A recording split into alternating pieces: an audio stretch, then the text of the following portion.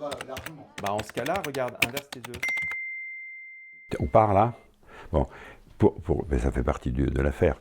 Peut-être que je peux commencer parce que, en fait, en termes historiques, je pense que cette idée d'Athémis, je ne sais pas si tu es d'accord avec ça, mais elle remonte de mon côté à une période qui remonte à 87, 1987. C'est au moment où j'ai fini ma thèse, où je m'engage après une expérience politique, me reconvertis comme chercheur, je m'engage dans l'université et je vois dans l'université des limites immédiatement, des limites dans le rapport de ces chercheurs au réel. Et je le perçois immédiatement. Alors c'est lié aussi à la période précédente, puisque je passe ma thèse de 87, j'ai 86, j'ai 35 ans. Bon. Et là, je dis, on ne peut pas se suffire de l'université, il faut que je crée un espace, donc un réseau, que j'ai appelé Athémie à l'époque, analyse du travail et des mutations industrielles, il n'y avait pas encore la notion de service. Et à travers ce réseau, l'idée que j'ai, c'est de confronter les logiques de recherche à des logiques d'action en trouvant des formes de coopération avec des acteurs non chercheurs. Et quand je rencontre François dans cet espace de dialogue qui s'appelle Dialogue de réalité et dialogue social, qui est impulsé par un ancien syndicaliste de la CFDT, René Ruols, je me rends compte qu'on a des approches extrêmement partagées et qu'on a un rapport au réel extrêmement partagé et d'autre part une complémentarité de compétences. Et c'est à ce moment-là que je vais proposer, ou que tu proposes, je ne sais plus qui propose, c'est pas grave, on devrait travailler aussi à la Poste, et c'est à ce moment-là que par la question de la Poste, on commence à engager des recherches communes. C'est comme ça qu'on se rencontre. Ça, c'est 2-3 ans avant la création d'Athémis. On engage des recherches sur les questions je ne me souviens plus maintenant les recherches qu'on a engagées ensemble, c'est pas grave. Il y a eu la Caisse des dépôts, sur la conduite Ouais, en plus de la Poste, ouais, la Caisse des dépôts, c'est sur la question de l'émergence dans la Caisse des dépôts d'un groupe de consultants internes. Et donc toute la question de la doctrine de ces gens, comment ils étaient formés, ça c'est la Caisse des dépôts. Bon, et dans la Poste, il y a eu plusieurs projets croisés à propos de la productivité, à propos du management et du devenir des cadres. Et puis, à un moment donné, moi je sens que le réseau qui était un peu informel mériterait de devenir un laboratoire en tant que tel. Mais c'est lié aussi au fait que mon expérience montrait que les laboratoires de recherche universitaires étaient incapables de développer vraiment la pluridisciplinarité. Elles n'étaient pas en capacité de faire de la question du travail un angle d'attaque et d'analyse du réel et de faire en sorte qu'à partir du travail réel, on comprenne les évolutions sociétales.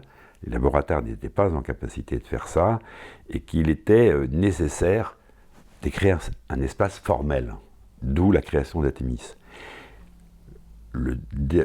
Pour moi, l'impulsion aussi de la création d'Athémis, c'est de créer un laboratoire indépendant de l'université, parce que j'avais vécu, avant 2001, une expérience extrêmement compliquée et douloureuse, où j'avais, dans le Nord-Pas-de-Calais, impulsé, du côté des recherches, les assises régionales pour le travail et l'emploi, et que tout le travail qui avait été fait dans le Nord-Pas-de-Calais, qui était une expérience assez extraordinaire, avait été cassé par l'arrivée du Parti socialiste au pouvoir du côté du Conseil régional. Je tirais de cette expérience la nécessité de disposer d'un laboratoire absolument indépendant des institutions politiques et des institutions, indépendant de l'université et indépendant du pouvoir politique, notamment territorial.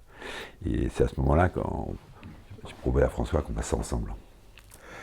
Alors moi, c'est une trajectoire de départ qui est un peu différente, et ce qui est intéressant, c'est qu'effectivement, à un moment donné, ça a convergé. Moi, pendant le temps où je faisais ma thèse, j'ai croisé Pierre Casamian, donc, qui était un des fondateurs de l'ergonomie. J'avais démarré une thèse sur le concept de ressources humaines en tant que question qui traitait du travail, mais je le faisais en économie. Et quand j'ai rencontré Casamian, dans une histoire très singulière, mais enfin, bon, je n'insiste pas, je me suis aperçu qu'il y avait quasiment de l'autre côté du mot travail, tout un monde qui s'est appelé l'activité de travail après. Donc je suis, j'allais dire, tombé dans l'ergonomie en tant qu'économiste. Et deuxièmement, je l'ai fait à l'université à partir d'une structure qui était l'éducation permanente, c'est-à-dire dans la foulée des lois de l'or en 72. Donc c'est un rapport à l'université qui était singulier et c'était un rapport disciplinaire qui était particulier. Les deux m'ont mis tout de suite dans une situation d'originalité par rapport à ce que je connaissais autour, qui faisait que je ne sentais aucune pression. Au contraire, j'avais l'impression d'être un défricheur à la machette. On allait à la fois dans la discipline, du fait que j'étais économiste, il n'y en avait pas en ergonomie, donc j'étais un peu à la machette, qu'est-ce qu'il fout là? Et en tant qu'universitaire, à la machette dans la question de l'éducation permanente, où il n'y avait personne, on te regardait d'assez loin. C'est des gens qui font du fric et qui n'ont même pas d'étudiants. Voilà. Alors l'intérêt, c'est que ça nous mettait tout de suite en rapport assez étroit avec des questions d'entreprise, puisqu'on avait des gens qui étaient des professionnels, des médecins, des ingénieurs, des psychologues du travail, enfin, etc., qui étaient confrontés à des niveaux de rapport au réel qu'on n'a pas avec les étudiants. Et puis après, comme on est dans un moule qui est malgré tout celui de l'université, les choses se formatent, se calent, et je fais l'expérience, comme tu viens de le dire, d'une impossibilité de s'en sortir d'une manière qui a besoin d'être pluridisciplinaire en restant dans le milieu économique, dans le milieu universitaire. Et le point qui fait jonction, c'est en fait la conjonction de deux choses. Un, la découverte que l'ergonomie, au-delà de la prétention de son terme, d'être la science du travail, ne peut pas tenir seule son objet. Elle définit un objet qu'elle ne peut pas tenir. Donc elle est vouée à une pluridisciplinarité. C'est intéressant parce qu'elle est elle-même une pluridisciplinarité. Donc il y a une espèce comme ça de limite par le mot de la discipline qui doit être franchie, qui donc consiste à en sortir. Et puis deuxièmement, comme tu viens de le rappeler, l'impossibilité à l'intérieur de l'université de développer des actions multidisciplinaires au-delà des incantations qui étaient faites, comme quoi c'était ça le modèle.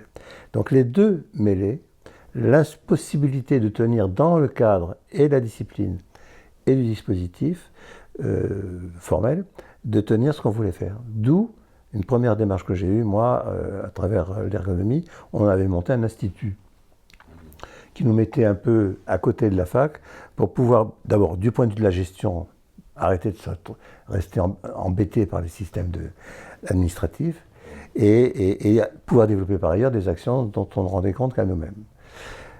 Ça a eu un temps, et puis c'est à ce moment-là qu'on s'est rencontrés, et moi je pense que c'est simple de dire, c'est que c'est peut-être d'abord une rencontre de personnes, il y a une espèce d'élection humaine, il y a une espèce comme ça de je veux dire, sentiment amoureux, c'est un peu excessif, mais on rencontre le sentiment que là, il y a quelqu'un, il ne faut pas le rater.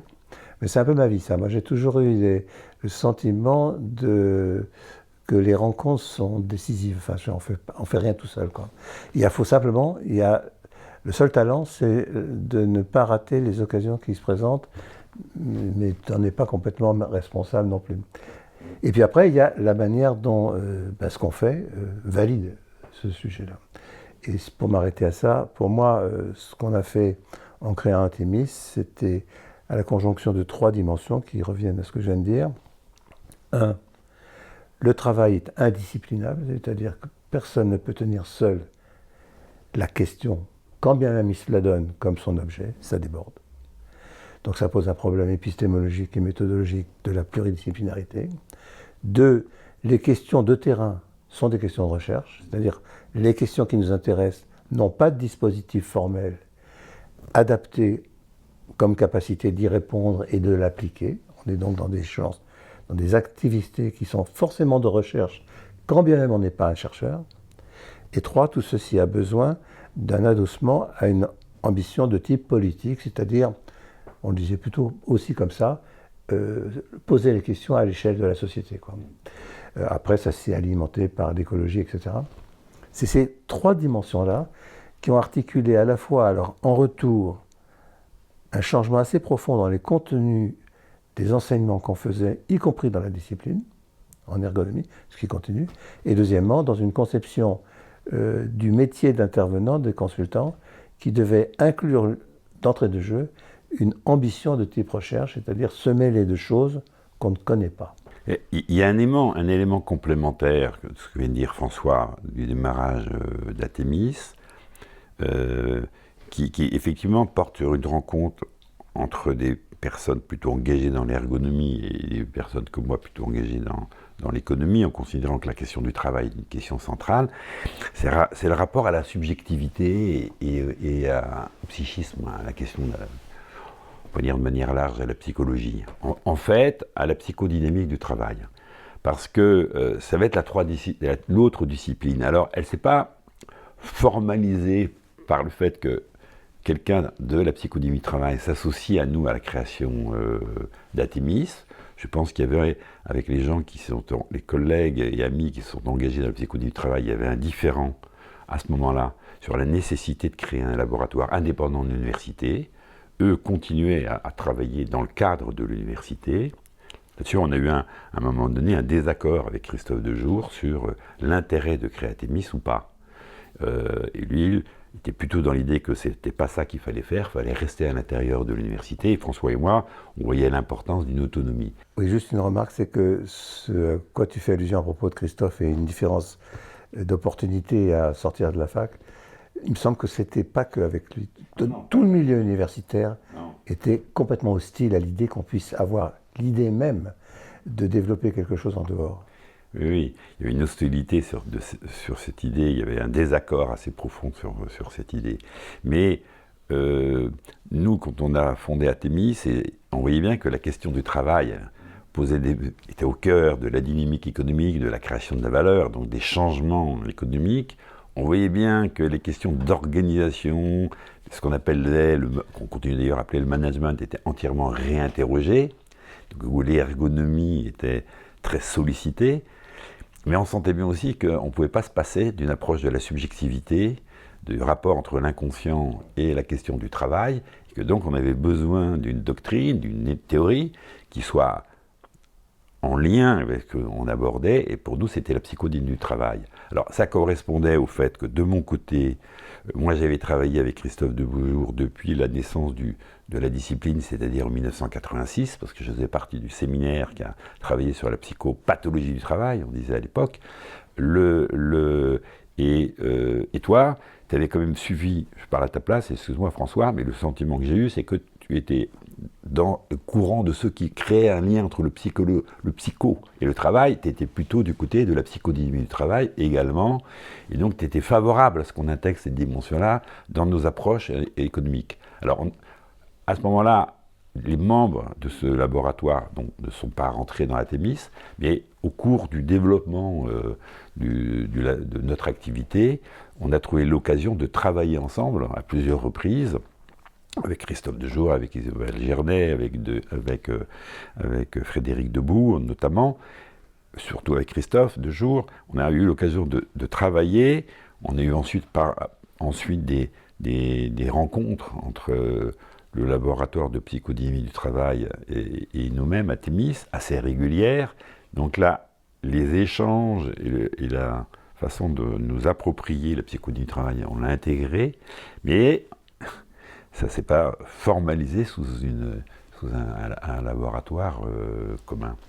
Et ça, cette question du rapport au psychisme, pour moi, et je crois aussi pour toi, bien entendu, c'était un élément, pareil, essentiel. C'est-à-dire de dire que, selon le rapport qui est constitué avec les personnes et leur histoire psychique, se posent des enjeux d'organisation, un rapport à l'économie complètement différent. Et très certainement en économie, on est un peu un des rares laboratoires qui fait cette articulation. En ergonomie, il y a plus de liens, mais pas tant que ça. Non, mais pour moi, la chose, c'est que à partir du moment où on a développé, je dirais, alors à Paris 1 à l'époque, à l'université, au début, une ergonomie qui était assez rapidement concernée par les questions de l'économie et du management, on s'est retrouvé avec des interventions qui ont beaucoup plus joué qu'ailleurs sur la question du rapport personnalisé à quelqu'un. C'est pas un atelier, c'est pas une équipe, c'est assez vite quelqu'un qui se trouve en situation de. Et donc très vite, ce quelqu'un, c'est une relation qui devient intersubjective, beaucoup plus qu'avec une équipe. Donc c'est en lien, c'est un peu le paradoxe apparent, qu'on va à la fois vers des questions plus macro, plus économiques, et des questions beaucoup plus intimes, plus psychiques, les deux. Et elles sont liées. Ce qui fait qu'on a perdu un peu tout le monde en mouvement, parce que si on était allé parti que du côté management, il y aurait eu des gens qui diraient, on aurait fait de la gestion. Si on était parti que du côté psychique, on aurait fait une ergonomie psycho, je ne sais pas quoi, que d'ailleurs les ergonomes n'ont pas fait, parce que les ergonomes qui sont partis à creuser un peu les rapports de la subjectivité, ils sont plutôt allés du côté de Claude que de Dejour. Mais j'insiste sur le fait que c'est parce que la trajectoire m'a mis sur des questions économiques, du fait même de ma propre histoire, je me suis retrouvé à une ergonomie concernée par le travail de management, c'est-à-dire très vite le manager comme quelqu'un qui travaille, au singulier assez vite, et cette dimension du singulier a très vite exposé la nécessité de rentrer un peu dans le contenu psychique et intersubjectif de son rôle. C'est ensemble que ça s'est passé. C'est pas l'un puis l'autre, c'est vraiment du même mouvement. Alors, ceci dit, ça, c'est une chose d'en avoir la conscience, en est une autre que progressivement, on l'instruise réellement, on le traduise concrètement et on l'affiche. Alors, là, le rapport à l'écologie que tu posais en off, dans notre discussion, le rapport à l'écologie, au démarrage, on était tous, François et moi, convaincus que la question du développement durable et que les enjeux écologiques étaient des enjeux majeurs. Mais il est vrai que quand nous avons créé Athémis, on n'était pas encore en capacité de l'articuler à la question du travail et la dynamique servicielle qui était le cœur de la création d'Athémis. La centralité du travail et l'évolution vers une société dont l'économie était reposée fondamentalement sur les services, notamment les services immatériels et relationnels. La préoccupation écologique, on l'avait. Les premières chartes qu'on a écrites sur Athémis indiquent la nécessité d'aller vers un développement durable, mais la capacité d'articuler concrètement et intellectuellement les questions, on n'était pas encore en mesure de le faire. C'était un peu juxtaposé. Alors, l'importance des questions écologiques, François, on était tout à fait d'accord. Moi, j'avais une expérience parce que lorsque j'ai, du point de vue de la recherche, accompagné les régions du Nord-Pas-de-Calais vers un nouveau mode de développement, c'est-à-dire à partir de l'année 1993, cette question écologique était au cœur de la reconversion économique du territoire. Simplement, encore une fois, le lien qui s'opposait au travail d'un côté et le lien qui s'articulait à la question des services, quand nous avons créé Athémis, on n'était pas en capacité de faire. On a été en capacité de le faire assez rapidement, puisqu'à partir de 2004, nous avons une mission auprès du conseil régional qui nous demandait de savoir comment développer une logique économique qui intègre la question, les enjeux écologiques, d'où ensuite le modèle de l'économie de la fonctionnalité de la coopération. Et puis nous avons eu cette commande aussi de l'entreprise qui était Gaz de France à l'époque, qui nous demandait comment peut-on sortir du dilemme où l'État demandait à Gaz de France d'être rentable et en même temps demandait à Gaz de France de moins vendre de gaz à ses clients. Et c'est à partir de cette injonction qu'on a réussi ensuite progressivement à articuler à travers la démarche de l'économie de la fonctionnalité de la coopération. Mais ce n'est pas au moment de la création. C'est une préoccupation qui était en même temps une préoccupation politique. Parce que le dernier point, c'est là-dessus. Sur le politique, nous avions conscience, François et moi, qu'il ne fallait pas s'insérer dans les partis politiques. Il ne fallait pas articuler le laboratoire aux partis politiques, ni aux syndicats d'ailleurs, mais qu'il fallait trouver ce qu'on appelle maintenant la démocratie sociétale, c'est-à-dire un lien avec l'engagement citoyen par le travail, et donc des choix par le travail, en perspective d'une société à la fois plus durable, plus juste, et qui puisse donner au travail une dimension émancipatrice. Et ça, ce rapport aux politiques, on l'a mis assez rapidement dans notre démarche d'Athémis par l'organisation des conférences.